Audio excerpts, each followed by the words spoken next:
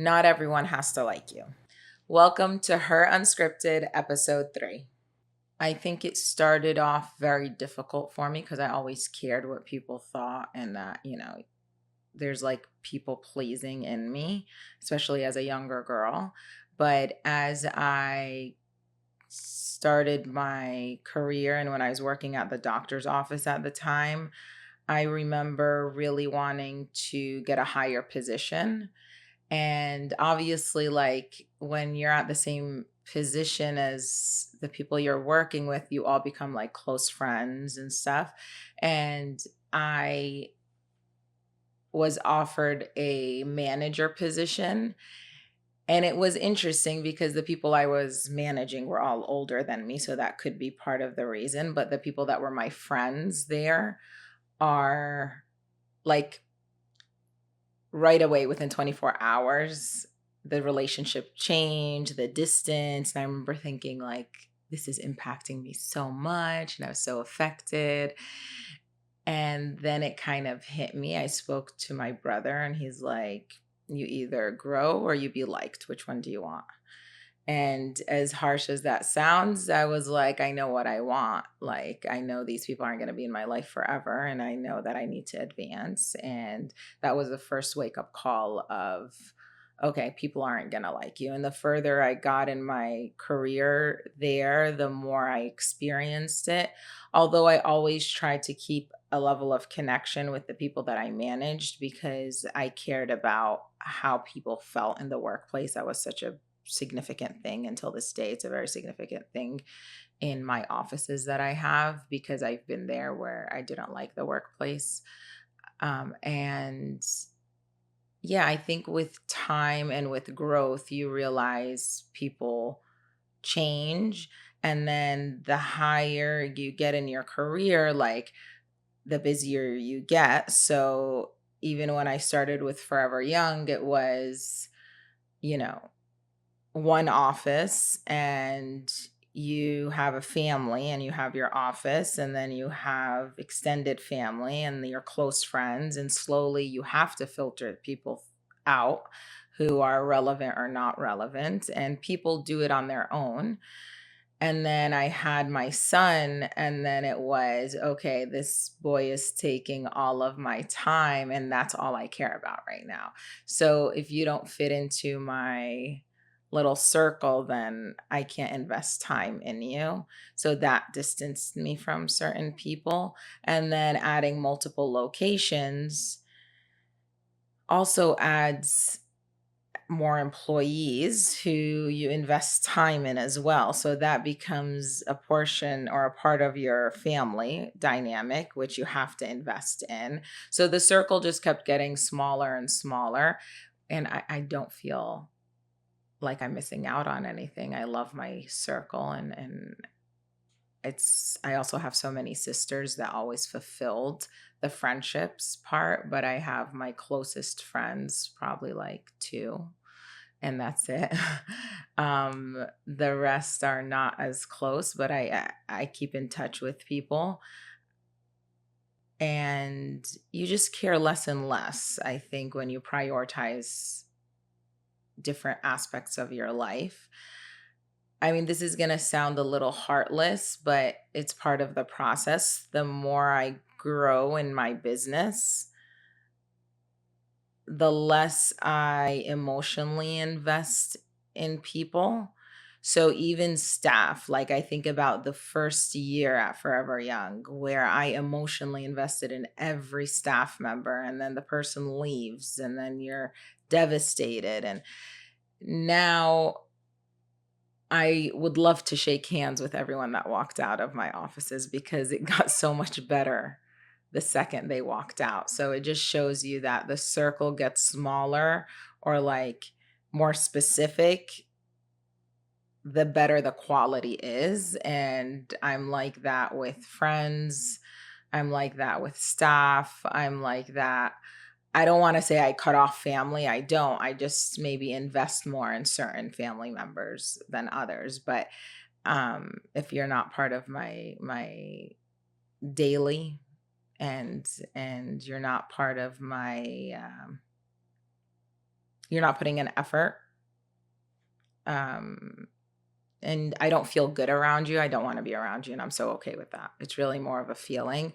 I always say Zane taught me this. His intuition when it comes to people so strong that if Zane doesn't like you, I don't like you. And it was a joke at first, but now I really don't like you if Zane doesn't gravitate towards you. So good luck. It just, when you don't have that much time, you really need to filter through, and it's totally okay now in my life if you don't like me. I appreciate helping me filter through, whether you should be part of my life or not. I think the first time when I got my first promotion, there were like this one girl. I mean, she was a woman. She was way older than me, probably like double my age. No, that's a little extreme. She was probably a good like 15 years older than me. But she was like my friend at work. She was the person I would gossip with. She was a person that I invested time in. And her attitude the next day after I became a manager or whatever I was, she just so nasty. It was so, and I think I was like 25 at the time.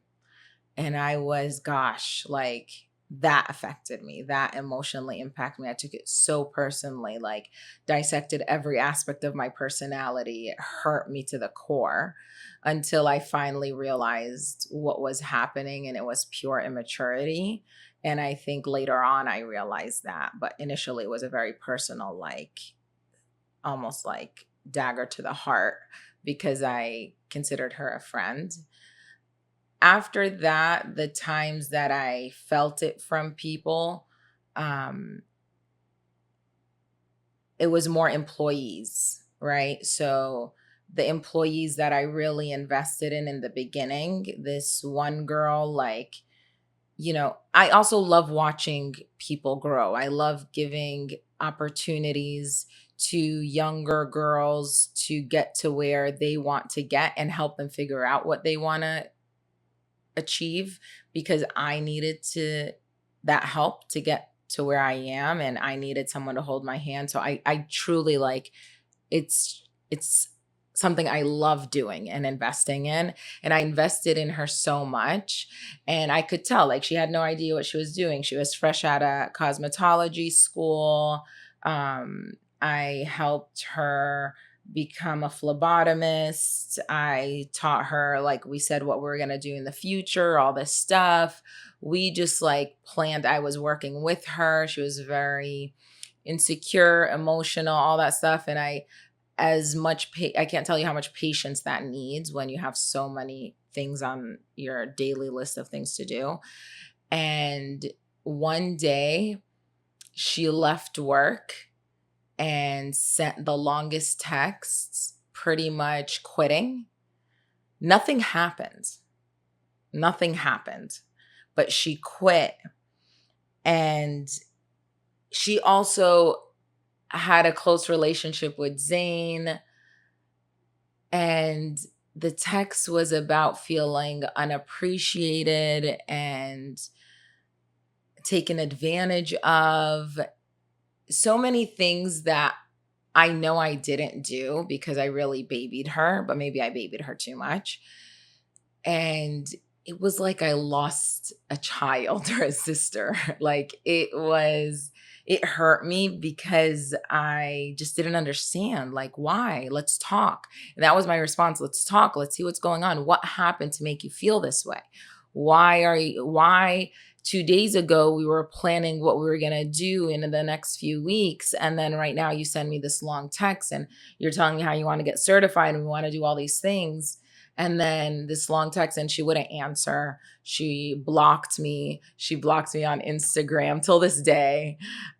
And that one hurt. Like, she was a little girl compared to me, but it was like the level of investment and love I showed her, you know. But guess what? The next person I hired was incredible. And I thought I lost an asset in the business. No, I lost a weak link. And So that taught me, like, when I found my new esthetician, I was like, oh my God, like, this is so much better than what I had. This is like what you're supposed to have. So that hurt me, but taught me that it's no big deal. Um, and then other times it's maybe, this one doesn't hurt me. It just was like, wow, people are immature and I wish well upon my peers, and my peers don't necessarily wish well upon me. And it's this person in the workplace. I don't want to be too specific, but I'm not going to say it's a he or a she. That person, even when they win in the slightest, the first thing I want to do is cheer them on because I think it's impressive. Like, even if you're beating me in a certain aspect or you're surpassing me, I want to learn from you. That is so cool that you were able to achieve that. That's just where my brain goes. I congratulate the people that get more reviews than we do. I congratulate the people that produce more, that get more memberships than we do. I also want to learn from them. Like, what are you doing? That's so cool. Like, how can I implement it in my workplace? And every time I won something, and this person was kind of a friend, every time I won something, I don't want to say won, I achieved something, silence. And I'm still cheering that person on. And I'm like, wow, the level of immaturity, regardless of the age, regardless of the experience, that one didn't hurt me. It was just like, wow, you could be a grown ass person and be that petty and insecure. And I'm way younger. So it's interesting seeing stuff like that. So I don't get hurt by it. I did. And now I truly see the biggest blessing. And employees walk out, a better employee walks in. A friend maybe walks out or disconnects, because it's not really walking out. I think life causes disconnection. A better dynamic and better energies around me now. And I truly believe God has blessed me with like incredible people around me. My mom always said that, and I was always like rolling my eyes, like, okay, mom, sure, whatever you say. But she's so right. Like, I actually, every person I encounter, there's this like impactful experience some way, somehow. And it's so beautiful when you actually see it and you start dissecting, oh, this person, this is the effect they have on me. This person, this is the effect. I mean, even Zayn, like, Allah gave me Zayn with the level of love he shows me that I've never seen a child show their parent to that level, because, he knew the level of softness I need, and also, you know, my family, and being surrounded by so many women in my family, and the friends that I have. I mean, I think about this all the time. Like, each friend that I have, there's a reason why I connect. Like, even one of my cousins, who we were like always close friends growing up, never lived in the same state, but we'd randomly connect and then we disconnect and then connect. And then we connected after having our sons, and Allah wanted us to connect so bad because we see each other. And this is Inas, but we see each other, and it's like this level of peace we both experience. I see it in her face, she sees it in mine, and it's like we don't have to explain anything. It's just like this easy experience of motherhood for the time that we're hanging out with our kids. And yeah, everyone that's walked into my life, there's like this beautiful lesson learned or impactful moment that they've had. And then I really appreciate it. I appreciate it now after like dissecting it for years. I think the reason we allow people to hurt us, or for us to get impacted by someone not liking us or treating us a certain way, is when we truly aren't secure in ourselves or like ourselves enough. And naturally, when the younger we are, the more we feel that way and the more we care. But the more you pour into your cup, as cliche as that sounds, that's how you slowly solve the problem of caring about irrelevant people. I can't tell you how many irrelevant people I cared about, but the more you sit with yourself and take care of yourself and surround yourself with people that matter and that are quality, the more you'll realize that there's no reason to get hurt by irrelevant people that in your eyes are hurting you, because half the time they're not intentionally hurting you, you're just taking it personally, and they don't matter. So if you matter more than the person that you think is hurting you, then you won't get hurt or impacted by their actions.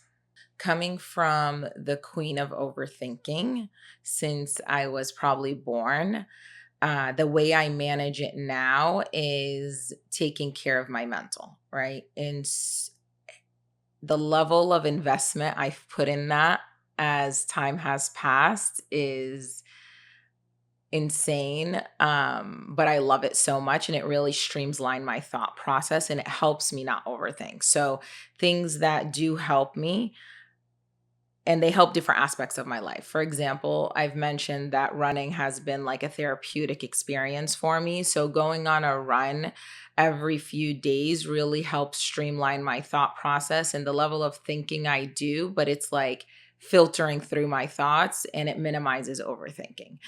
Making sure I am well rested, making sure I take my vitamins, as silly as that might sound to some people, but it really gets me feeling better as a person. And if I feel good, then my mental's good. Um, I do things like sauna and cold plunge, which really help me. They help my nervous system. It just the shock of the cold plunge, the relaxation of a sauna, all that is helping my mental, which helps my overthinking. Another thing is I do therapy, and I'm at a point with therapy that it doesn't necessarily, I don't feel like it doesn't help my whole life, but it's helped certain things, talking through certain topics that I don't like opening up to the people around me.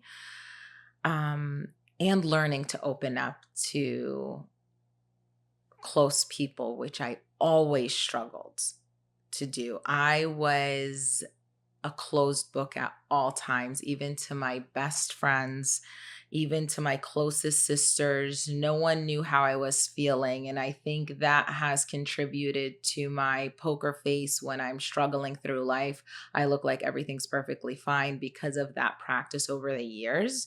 I think certain experiences forced me to open up.